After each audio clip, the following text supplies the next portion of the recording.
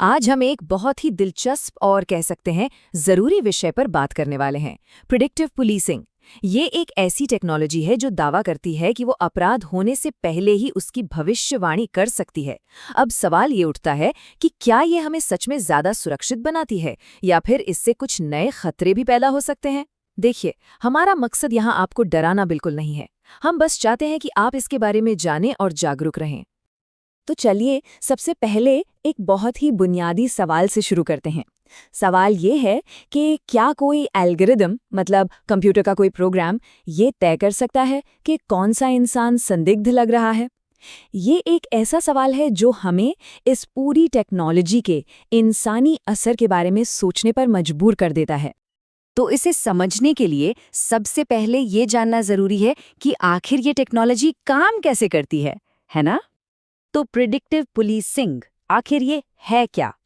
बहुत आसान शब्दों में अगर समझें तो ये एक तरीका है जिसमें सर्विलेंस यानी निगरानी, बहुत सारा डेटा जिसे हम बिग डेटा कहते हैं और मशीन लर्निंग का इस्तेमाल होता है ताकि अपराध होने से पहले ही उसका अंदाजा लगाया जा सके। ये पूरा प्रोसेस जो है वो मोटे तौर पर 3 स्टेप्स में काम करता है। सबसे पहला स्टेप है डेटा कलेक्शन, मतलब सिस्टम बहुत बड़ी मात्रा में जानकारी इकट्ठा करता है। फिर दूसरा स्टेप आता है मशीन लर्निंग एनालिसिस। इसमें आर्टिफिशियल इंटेलिजेंस या एआई उस सारे डेटा को जांचता है और उसमें पैटर्न ढूंढने की कोशिश करता है। और फिर आता है तीसरा और आखिरी स्टेप, रियल टाइम अलर्ट्स। जब एआई को कोई पैटर्न मिलता है तो वो फौरन पुलिस को अलर्ट भेजता है। अब सवाल ये है कि ये सारा डेटा आता कहाँ से है? सच तो ये है कि ये लगभग हर जगह से आता है। शहर में लगे कैमरों से, गाड़ी की नंबर प्लेट पढ़ने वाले सेंसर से, सोशल मीडिया पर हम जो कुछ भी करते हैं वहां से, और हाँ, पुराने पुलिस रिकॉर्ड्स और क्राइम डेटा से भी। आप सोच सकते हैं कि ये कितने बड़े लेवल पर जानकारी इकट्ठा करने की बात हो रही है। और हाँ, ये कोई भविष्य की बात नहीं है। ये टेक्नोलॉजी दुनिया भर में पहले से इस्तेमाल हो रही है। जैसे अमेरिका में एक सिस्टम है प्रिडपॉल, जो ये बताता है कि किन जगहों पर अपराध होने की आशंका ज्यादा है। शिकागो में एक हीट लिस्ट बनाई गई थी। इसका मकसद उन लोगों की पहचान करना था जिनके बारे में सिस्टम को लगता था कि वो बंदूक हिंसा में शामिल हो सकते हैं। हालांकि ये प्रोग्राम काफी विवादों में भी रहा। इसी तरह यूके में भी ऐसे सर्वेलेंस सिस्टम हैं जो पब्लिक जगहों पर किसी भी असामान्य गतिविधि का पता लगाने की कोशिश करते हैं। यहाँ तक तो ठीक है, लेकिन इस टेक्नोलॉजी के साथ कुछ बहुत गंभीर जोखिम भी जुड़े हुए हैं। तो चलिए अब उन छिपे हुए खतरों की बात करते हैं जिन्हें समझना हम सब के लिए बहुत जरूरी है। इनमें से सबसे बड़ी चिंताओं में से एक है एल्गोरिदमिक बायस। इसका मतलब है पक्षपात। देखिए, एआई को सिखाने के लिए जो डेटा इस्तेमाल होता है, अगर उसी डेटा में कोई भेदभाव या पक्षपात है तो एआई जो भी भविष्यवाणियां करेगा वो भी गलत और पक्षपाती होंगी। और ये एक बहुत ही खतरनाक साइकिल बना सकता है जिसे कहते हैं सेल्फ फुलफिलिंग प्रिडिक्शन, यानी एक ऐसी भविष्यवाणी जो खुद को ही सच साबित करने लगती है। आइए समझते हैं कि ये होता कैसे है। चलिए इसे एक उदाहरण से समझते हैं। मान लीजिए किसी एक इलाके में पहले से ही पुलिस की गश्त ज्यादा होती है, तो जाहिर है वहां से गिरफ्तारी के मामले भी ज्यादा सामने आएंगे, है ना? अब एआई इसी डेटा को देखता है और ये सीखता है कि ये इलाका एक हाई क्राइम एरिया है, और इसका नतीजा क्या होता है? सिस्टम उसी इलाके में और ज्यादा पुलिस भेजने की सलाह देता है, और जब पुलिस वहां ज्यादा होगी तो गिरफ्तारियां भी और ज्यादा होंगी। तो आप देख रहे हैं, ये एक ऐसा चक्र बन जाता है जो कभी खत्म ही नहीं होता और खुद को और मजबूत करता जाता है। एक और बहुत बड़ा खतरा है हमारी प्राइवेसी का, यानी गोपनीयता का।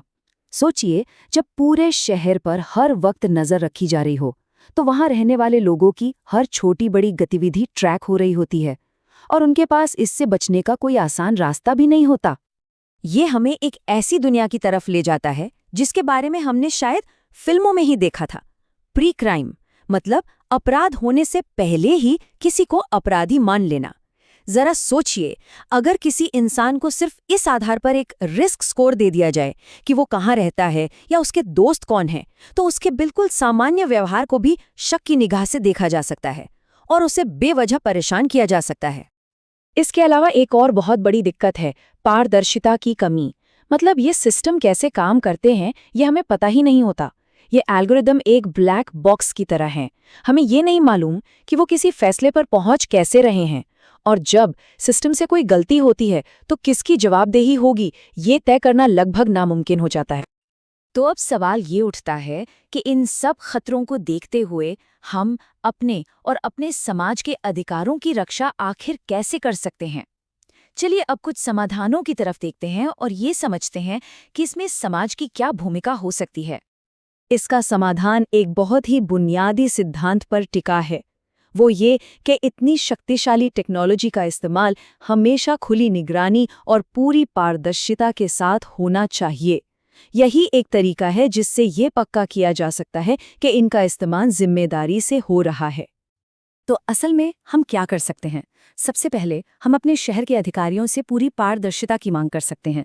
हम ये आवाज़ उठा सकते हैं कि इन AI टूल्स का स्वतंत्र ऑडिट हो। हम मजबूत डेटा प्राइवेसी कानूनों का समर्थन कर सकते हैं ताकि हमारी निजी जानकारी सुरक्षित रहे। और सबसे ज़रूरी, हम अपने आसपास के लोगों में इस निगरानी के बारे में जागरूकता फैला सकते हैं और इस बात पर जोर दे सकते हैं कि कोई भी नया सिस्टम लागू करने से पहले समुदाय की सहमति जरूर ली जाए। और आखिर में एक बहुत ही ज़रूरी बात याद रखने वाली है। AI से मिलने वाली सुरक्षा अच्छी बात है, लेकिन इसकी कीमत हमारी आज़ादी नहीं होनी चाहिए।